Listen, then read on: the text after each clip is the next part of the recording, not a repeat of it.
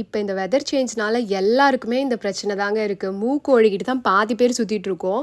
சின்ன பசங்கள்லேருந்து பெரியவங்க வரைக்குமே இந்த சளி தொல்லை தான் பெரிய தொல்லையாக இருக்குது. சும்மா சளிக்கு மாத்திரை மருந்து மட்டும் போட்டால் போதாதுங்க. இந்த மாதிரி நம்ம கை வைத்தியமும் செஞ்சுக்கணும். நண்டு சூப்பு தாங்க வேறு லெவலில் இருந்தது.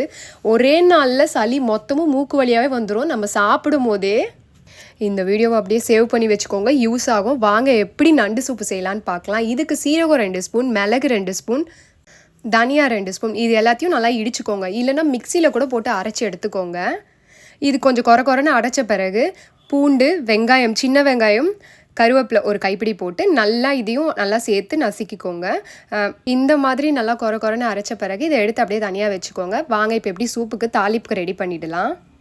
நல்லெண்ணெய் இல்லை தேங்காய் எண்ணெய், வீட்டில் எண்ணெய் இருக்கோ அந்த எண்ணெயை ஊற்றிக்கோங்க. 1 ஸ்பூன் சோம்பு போட்டுக்கோங்க. இந்த மாதிரி பொடியாக நறுக்கி வச்சுருந்த வெங்காயமும் போட்டுக்கோங்க. ஃப்ளேவருக்கு பச்சை மிளகா போட்டுக்கோங்க. உங்களுக்கு காரம் அதிகமாக வேணும்னா 2-3 பச்சை மிளகா போடுங்க. ஆனால் செம்மையாக காரமாக இருக்கும், ஏன்னா ஆல்ரெடி மிளகு நம்ம போடுறதுனால. ஆனால் காரம் சாப்பிட்றவங்க போட்டுக்கோங்க. 1 சைஸ் மீடியம் சைஸ் தக்காளி, 1 கைப்பிடி கருவேப்பிலை போட்டுக்கோங்க. மஞ்சத்தூளும் உப்பும் போட்டுக்கோங்க. ஆல்ரெடி நம்ம வச்சுருந்த அந்த மசாலாவும் போட்டுக்கோங்க. கொஞ்சம் நல்லா வதக்கின பிறகு நல்லா க்ளீன் பண்ணி வச்சுருந்த நண்டையும் இதோட போட்டு கொஞ்சம் நேரம் நல்லா அப்படியே வதக்கிட்டே இருங்க சிம்மில் வச்சு. அதுக்கப்புறம் இந்த நண்டெல்லாம் நல்லா முழுகிற அளவுக்கு தண்ணி ஊற்றிக்கோங்க. சூப்புன்றதுனால தண்ணி கொஞ்சம் அதிகமாகவே ஊற்றிக்கோங்க. 1 கைப்பிடி அளவுக்கு கொத்தமல்லியும் போட்டுக்கோங்க. இதை சிம்மில் வச்சு நல்லா இப்படி கிளறி விட்டுக்கிட்டே இருங்க. நீங்கள் இது குக்கரில் கூட செய்யலாம். குக்கரில் செஞ்சிங்கன்னா 2 விசிலோட ஸ்டாப் பண்ணிக்கோங்க.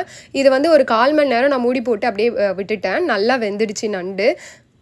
அவ்வளோதாங்க, ரொம்ப சூப்பரான ஒரு சூப் ரெடி ஆகிடுச்சிங்க. நான்வெஜ்லேயே இந்த நண்டு சூப்பு தாங்க எப்போவுமே செமையாக இருக்கும். டேஸ்ட்டும் சரி, உடம்புக்கும் அவ்வளவு நல்லது. சளி பிரச்சனை இருந்துச்சுன்னு வச்சுக்கோங்களேன், இது குடிக்கும் போது அவ்வளோ எதமாக இருக்கும்.